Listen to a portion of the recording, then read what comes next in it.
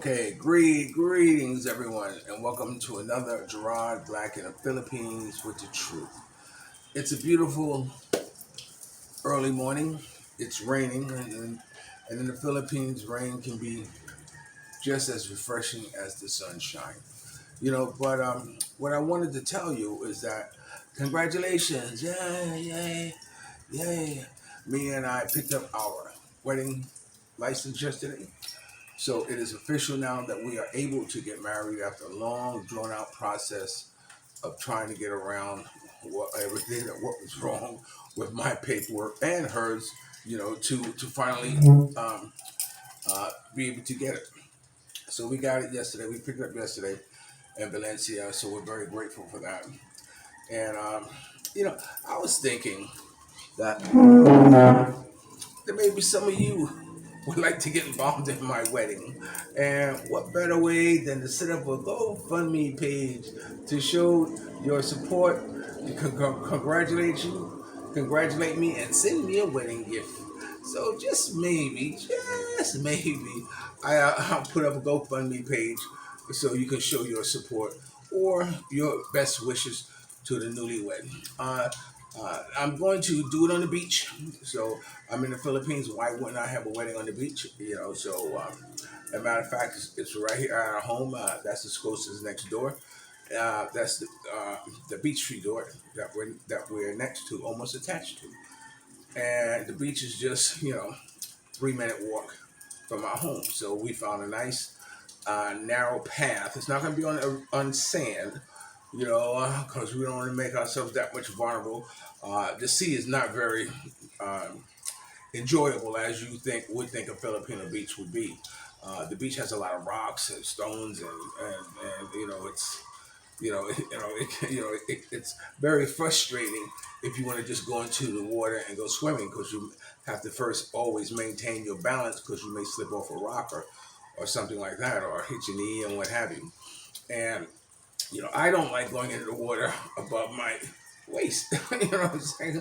I snorkeled over here. I went out and got some snorkel equipment uh, for myself and Mia, and we snorkeled a few times. Uh, I got a glimpse of a snake and a sea snake, and of course I say, that's it.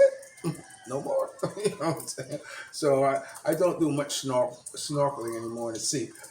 I normally go over to Escosas in the pool there and do snorkeling.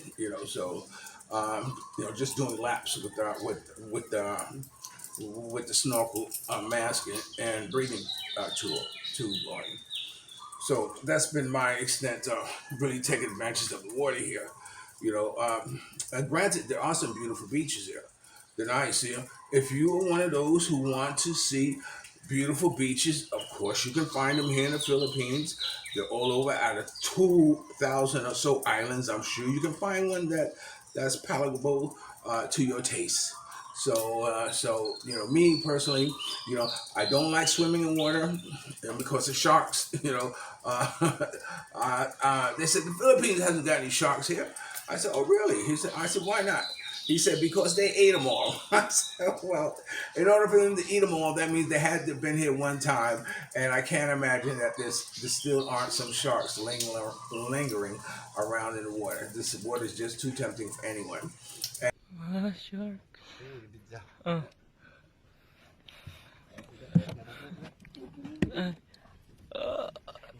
Ayaw lagi ang taong reglante. Ay. Agay.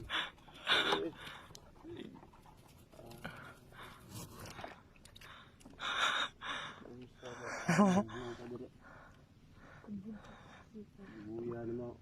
Ano pa? Narinig na. Ya, padahal po sagka. Ya.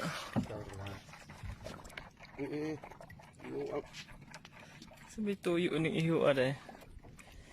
Mangungkop naglargor.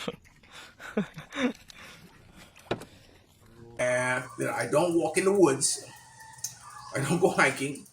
I used to do that, and my partner and I at that time, we would go on hikes, and we were in Lake Tahoe, and of course we were driving, and we saw a bear, a blonde bear, jet across the road and said, "Oh shit," like that. And what happened was that there was we finally went on this one trail to walk on, and we came up on this tree, this huge tree, and we looked closely at it, and we saw these big gashes in the barks. Ooh, ooh. And the only conclusion that you can come to is bears made to scratch marks, sharpening their claws. It's not so much climbing, but just stretching and sharpening their claws as you always see them do. And so I said, "Come on, baby, let's go. This isn't for this black man. No way am I gonna walk in the woods." So I don't go swimming, I don't walk in the woods, and I don't go hiking.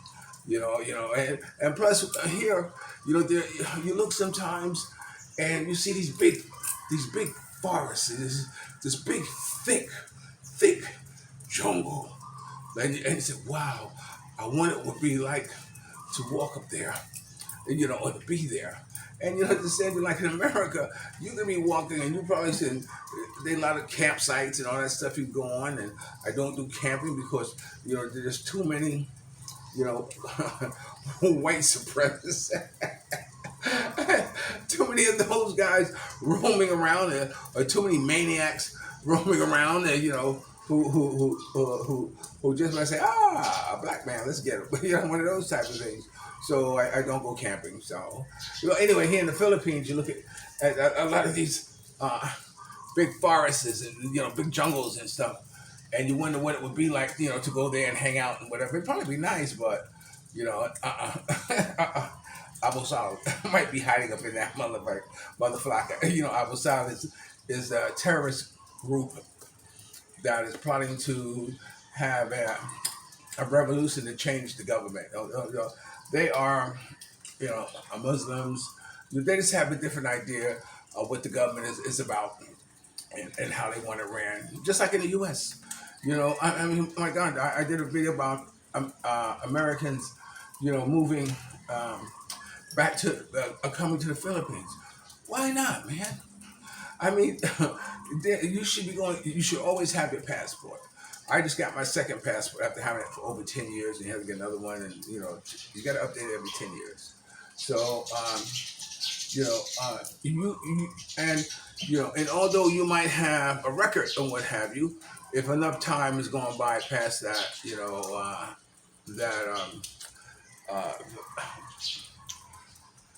that that parole declaration of when you were found or whatever, enough time goes by, they will award you the right to travel outside the country. And that was a good thing. To be able to do that. I always safeguard. Although I wasn't the most. It was easy to do the right thing. And that's the decision I made when I got out of prison, was to just do the right thing.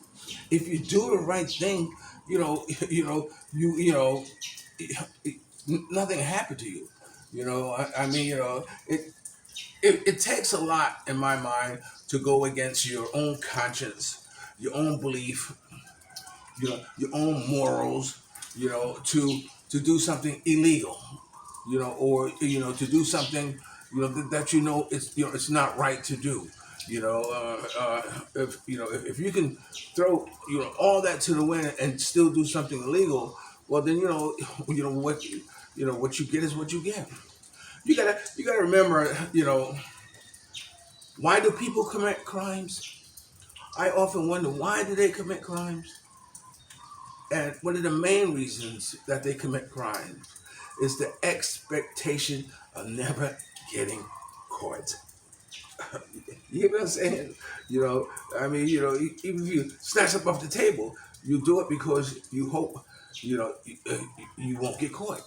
So when people do crimes, that's the idea behind them doing crimes. It's the expectation of not getting caught.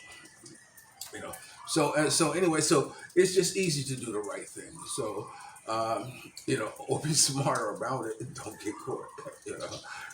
I'm not saying I was the angel, no, by no means, but I always had in the back of my mind that I have a passport, and I don't want to jeopardize that because I always want to be able to see the world. especially my being in the entertainment business, I wanted to be able to travel to different countries with artists, to be able to either work as a photographer or a road manager, or some type of position that would allow me to have by having a passport to do. So it's always good to have a passport. So I would recommend that you get one. Okay. So anyway, so what I want to talk to you about now, I want to talk to you about what's never been spoken of. You know, I don't hear people talking about it. I don't hear other bloggers talking about it. And that topic is housekeepers. Housekeepers. When you come here to the Philippines, you may come here to the Philippines, as a means of rehab, like I mostly did, because I loved the no drug policy, and I came here, I was still like this. Oh. I was still like that, but because there's no drugs, I was able to continue that, that cycle of my life. Let's just say, of moving too fast. I call it moving too fast. So that's one way, coming here. But then I also came in to put my magazine together. I spoke about that for 30 days and decided I liked it and stayed. Or you might come here as an invitation from some Filipino who you met online. You've had a long distance relationship with, and then all of a sudden you say, okay, I'm going to come, and then you come to the Philippines, and you meet her. However it works out is however it works out. Some make it, some don't. Some won't last so long, some won't. So it's it's a crapshoot. Because you just don't know. There, whenever a Filipina tells me that I have a foreigner boyfriend, I say, do they have a Facebook? See, let me see it. And they show me their Facebook.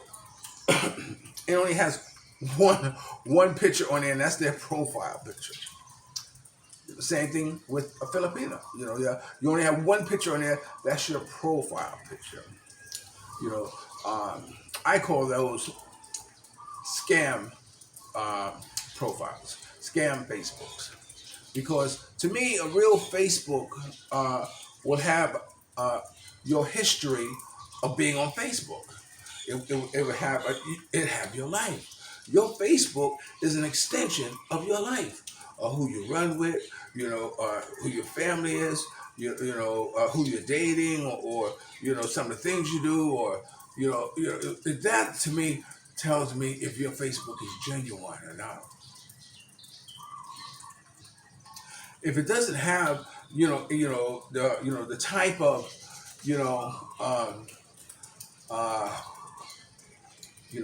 intermingling with other people, in your life, and it's just you, around expensive things, trying to impress the girls, or the girls taking picture and all these nice, sexy shots with her body, like this. She got 20 shots of her body. Okay, so what are you saying? What are you trying to say to me? I mean, you're not telling me to be, fascinated or being thrown about your life. You're not telling me about your life. You're not telling me how you live. You're not telling me where you live. All you're doing is pushing me, your body. So, okay, so how am I going to look at you? I'm going to look at you as a body. Yeah, I'm not going to look at you as a darling daughter. I'm not going to look at you as a good sister. I'm not going to look at you as a good student. I'm not going to look at you as a hard worker. I'm not going to look at you as any of those things. Why? Because you're not showing any of those things on your Facebook. So anyway, so you take the chance and you come here because you've been chatting to a profile picture for 2 years, whatever, and sending money, whatever. and video chatting, whatever. So you come here and you take the chance, and rather, like I said, rather it works out, it works out. If it don't, it don't. But there's another way how you may come here. You may come here as a single man, by yourself. Um, you may come here as a single man by yourself. So you come here.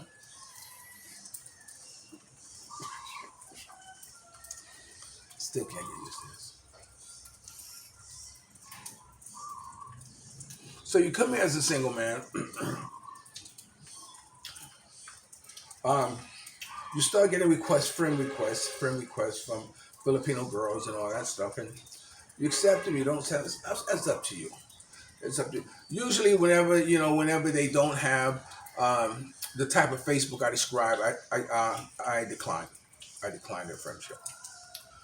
But because I hand out a lot of calling cards, or because I'm promoting my this channel, I've been more inclined to accept, because you never know.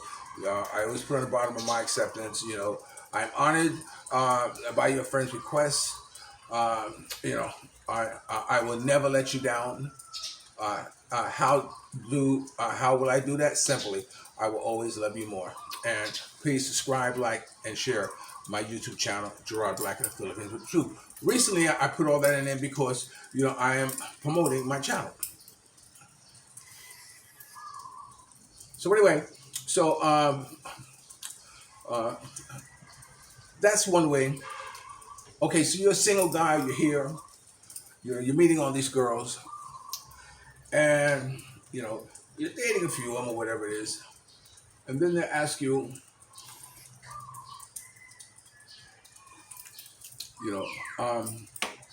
then they might ask you,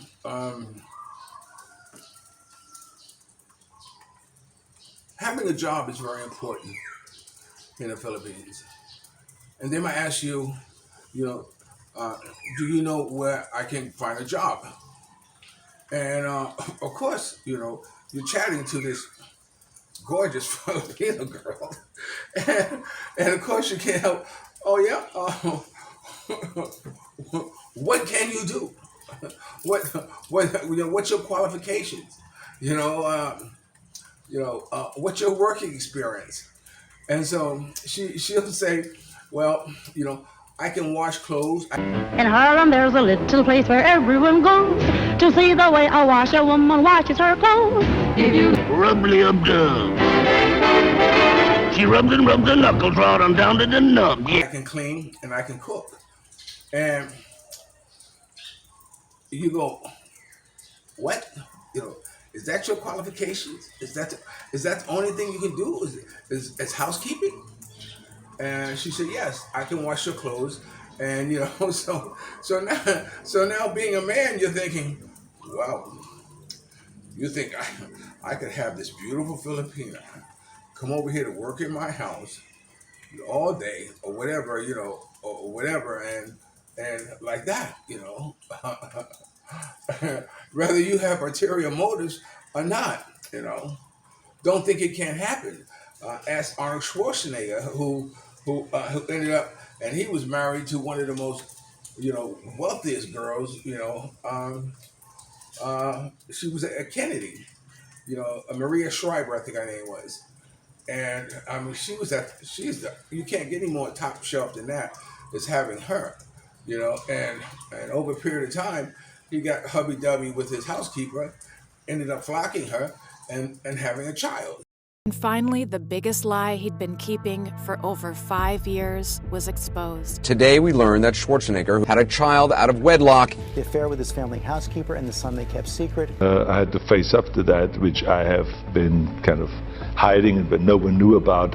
Maria Shriver and the other woman delivering baby boys the same week. Today, 21-year-old Catherine Schwartz. So everybody's like saying, what? Arnold, really? You got that desperate that you did the housekeeper? So anyway, you might think, okay, yeah, sure, yeah, you want to work as a housekeeper? Okay. So I know a few relationships that came about because they were their housekeeper. And I know one couple, and this guy, he's been married to her for a long time. I think she was his housekeeper. I don't know. And here when he came to the Philippines, and they ended up having a relationship together, and they've been together for over 20 years or more. He's a engineer and he travels around on oil rigs and does all kinds of work and repair. And she was educated enough that she was able to take care of the business at home, and it turned out it ended up being a beautiful working relationship. Plus, she started her own business that became very successful. So that was a situation where he got involved with the housekeeper, and they were able to do something. I had another friend who had a housekeeper, and that was the one I told you the story. So you find it, the story where and it's funny because hey, you could be sitting around talking, and you ask how'd you meet her? Oh, she was my housekeeper. I mean, no matter how good or whatever she looks like, your eyebrows are always going to raise. Housekeeper. You didn't put no more effort of finding a girl than flocking your housekeeper. You know what I'm saying? So anyway, it didn't work out. That's one about the police and all that stuff like that. It didn't work out. So anyway, finding a housekeeper. And when you first come into the Philippines, when I first heard about the Philippines, this guy told me in the States, he said he had a big house and he had flowers, a garden, all this stuff. And every morning he had 2 naked Filipino girls, taking care of the garden. And I'm saying, what? What?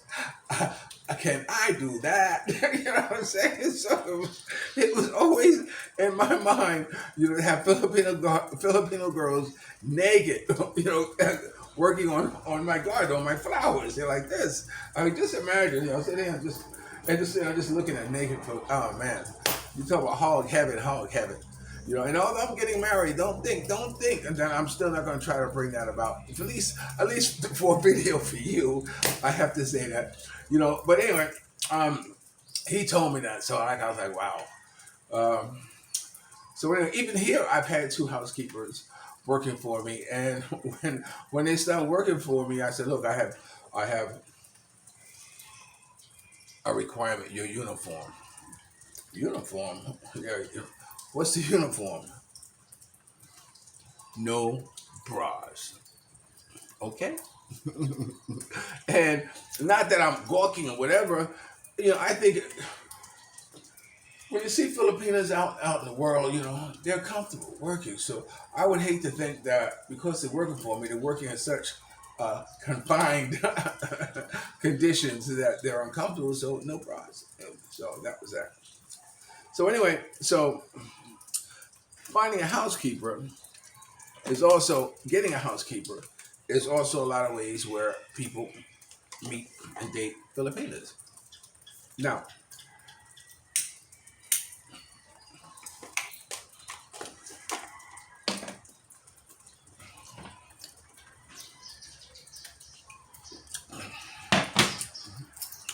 when I came to Dumaguete, I rented a house. The owner and his wife was there like this, and we made a deal for the house. I think it was 20,000 pesos, which is $400 a month, which is cool. Big yard, gated in, where Helen, all I had was Helen at that time, and she could run around. But the owner had a sister, and her sister was the caretaker of the house. Not that he was, I don't know what, but I got the impression that she was not very happy with that. I mean, that's your sister. It's funny how Filipinos sometimes resent the fact that, you helping another Filipino. Or they tend to, can look down on even family members, and that was kind of impression I got, So anyway, he told me, he said, look, she's the caretaker. He said she can cook, clean, do your wash, whatever you want to do. You can keep her. She's a housekeeper. So I looked at her and I said, I'm thinking, I'm not giving much thought about it. I got my place. I said, yeah, sure. It's nice to have somebody who can take care of the house because, I'm here living like a king. That's what I want to do. Live like a king. So anyway, she started working the next day. We worked out hours, come in, I think, 8 o'clock or 7 o'clock, whatever time it was. And whenever she came in, we sat down at the table. She made coffee. She had a cup of coffee. I had a cup of coffee. And so, I'm still new in the Philippines, so to speak, new here. So I talked to her about her family, some of the things was going on. She laid out her work details for the day. And it was like maybe a half hour we would just talk. And that was that. Then she would go on and do her business. I would go in my office, like I work on the computer, and I'd be working most of the time in there. Or if I needed to go somewhere, because she was familiar with everything and what I needed and where to go, she would take me. She would get on a bike and drive me to where I had to go or where I had to, whether it be something official or not. She would be the one to, to navigate me through the Philippines. It's always good to have somebody who can help you, get through, not red tape, but just, it can make living in a foreign country a lot easier if you have somebody who knows the country and who can, talk for you in the country. And she was like that too. She was like also my interpreter. And so anyway, she'd be cleaning or whatever, be cooking or what have you. And,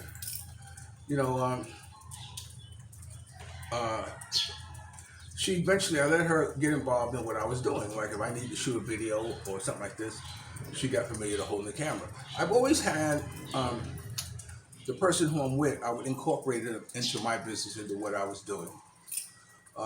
It was very healthy, and it was also giving them a chance, to see my world. In the States, I'd be taking someone into a high-profile situation, or backstage somewhere, or my world became so grand to them that thought of ever leaving it is unthinkable, because it has also become their identity too as well. So what happened was that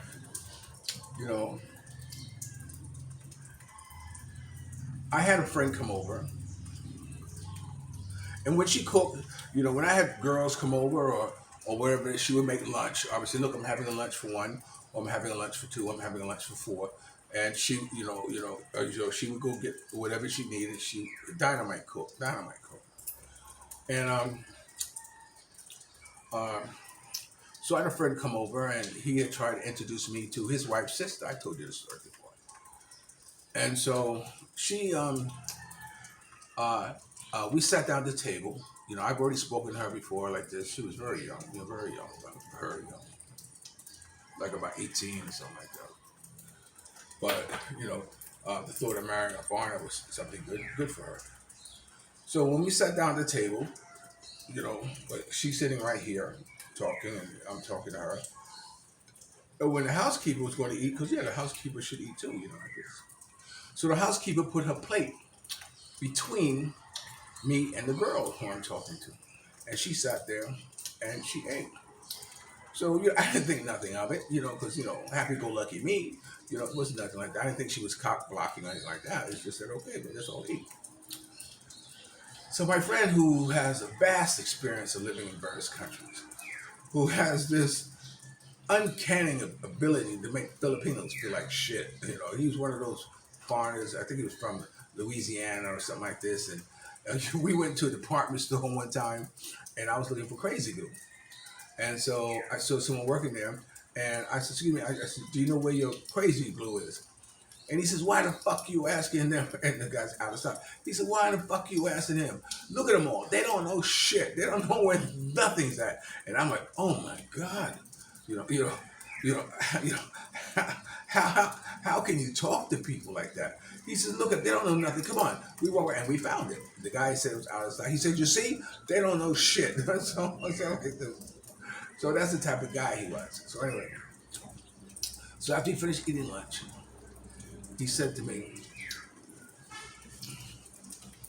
"Gerard, what the flock is wrong with you?" I'm thinking, well, "Paul, what are you doing? What's wrong with me?" He said, "Your housekeeper is not supposed to eat with you.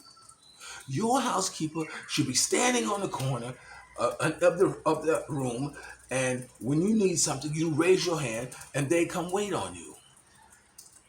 He says, "You don't eat with them." He said, "You don't bring them inside of your house. Filipinos, when they come inside your house and see how you live, they get very resentful."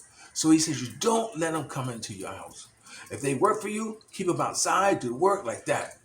And so I'm like, I said, "Hey, wait, oh man, pump your brakes." I said, "Pump your brakes." I said, "Look, in case you don't know us, I'm a black man. You know, I lived all my life feeling like a second-class citizen, in my own country, being treated like shit, in my own country. If I walk up to a counter and I'm here first and someone else steps at the counter, the person says, 'Can I help you?' I say, 'Yo, man, I'm standing here, but he'll wait on them.' So I'm not about to come to another country and want to feel superior over them, or treat them like shit because I can, because I am almighty, American, almighty foreigner. I can stomp through here and everybody better park my way." So I said, "I can't do that. I can't do that." I said, so anyway, so next thing I know, her and I were, chatting or whatever, she had a very nice body, I had to look at her, and no, Gerard, no. Look, you're getting plenty of poontang, whatever you want. Leave her alone, but it happened. Human nature. They say why? Tell them that it's human nature. It happened. We ended up having an affair, I guess the best way to say it. And, I didn't let it go any further than just having that. She was never allowed to spend the night. She always had to go home at a certain time, because this is what I wanted. But I didn't know during those talks and everything that we were having in the morning that she was catching feelings. It was like, wow, someone is listening to me. Like, wow, someone is showing me attention. Wow, I'm falling in love. And undisturbed, and the undisturbed chamber and the grave goods that were found in another in the area give us and that's what happened. So anyway, it became, now it became more of a stalker situation in my own home. I felt like I was living with a stalker, and and she had given the impression to her family members, everybody, that I was her boyfriend, and I said, no, it's not like that. No, she just works for me like this, and I made it as clear as I can to whoever it was who I felt the need to make it clear to, that no, it wasn't like that, you know. But it just naturally assumed that way, not because they knew what was going on between us, because they always saw us together, you know. Or she would always take me to functions and all this stuff like this. So naturally, you know, she led them to believe that I was her boyfriend. So anyway, in fact, it got to the point where I told her brother, I said, look, man, I said, your sister, you know, whew, your sister is, you know, she's overwhelming. You know, she has this idea, and it's not like that. It's not like that. You know what I'm saying? So I'm letting you know that, you know, that this is how it is. But anyway, so you know, she kept on working for me, and eventually I decided to move. So I moved. In fact, I didn't want to tell her where I moved to. But then I found out that I needed the services and the pampering that what she would give me, that she was giving me. I missed that. I not missed that, but I needed that to make, to fix up my house. I mean, it's one thing, we have brownout here. I mean, and to have someone sit over you for an hour, 2 hours, just fanning you is not something that you can just, you know, forget or yeah, not just forget or don't appreciate. So anyway, so ultimately, getting involved with that housekeeper, has had, had led to some really psycho type of moments. But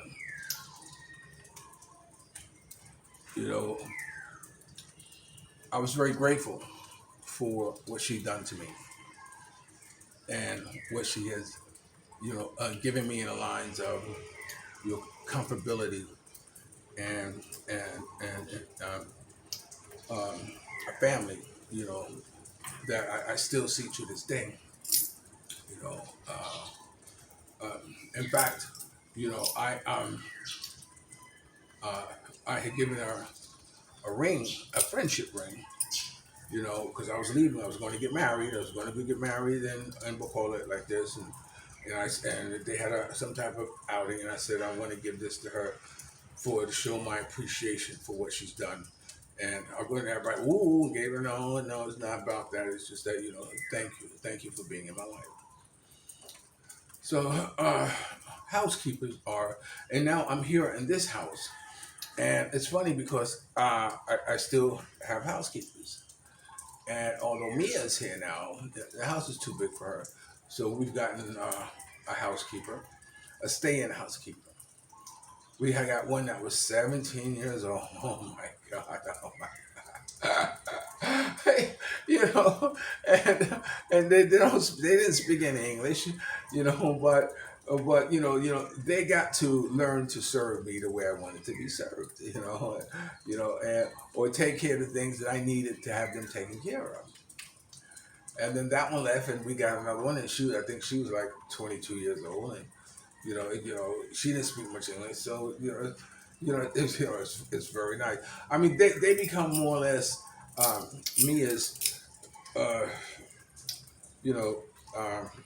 housekeepers than mine, So, and then now we got an older housekeeper.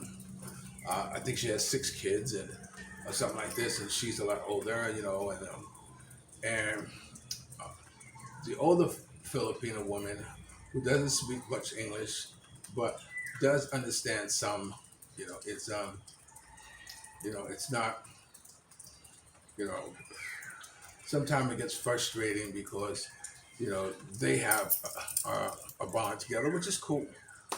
But when I need something and I call or raise my hand, I expect you to be there, But anyway, so I was pointing out the fact how housekeepers are also a form of meeting someone or finding someone. And you can find someone, who's looking for work or whatever. I think, Mia has worked a couple of times for housekeepers or whatever, but I believe her when she says it didn't amount to anything other than that, her working. I don't believe she's the type of girl that would, chase a dollar. I think she has too much pride for herself, and that's one of the reasons why she's here with me. But anyway, I just want to throw this in there about housekeepers. How if you're watching this and you are, alone or looking for someone, put out that you're looking for a housekeeper,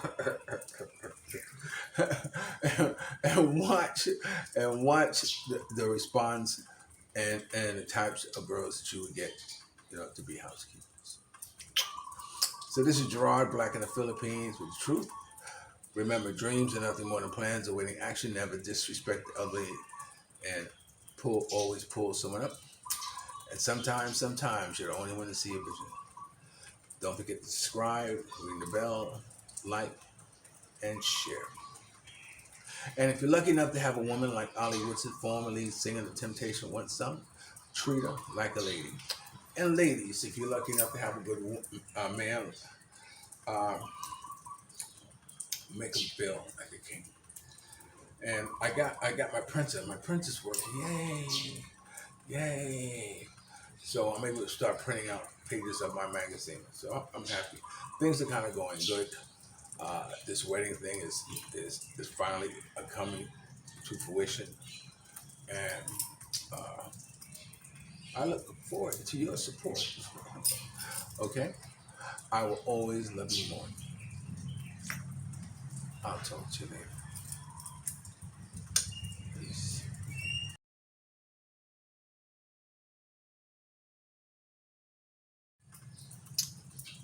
And as always, when I'm doing video, someone wants to say hello. You say hello, Helen? You know you don't taste me. Helen wants to say hello, so yeah. This is our game.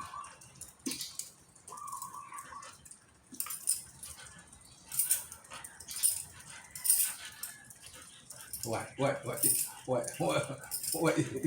You can't get it? You can't get it? You can't get it?